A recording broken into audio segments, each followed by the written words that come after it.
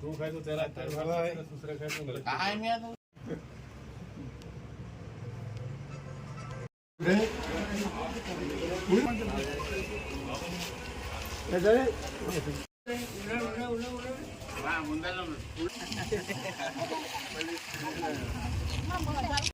రెడ్డిగారి నాయకత్వం రెడ్డిగారి నాయకత్వం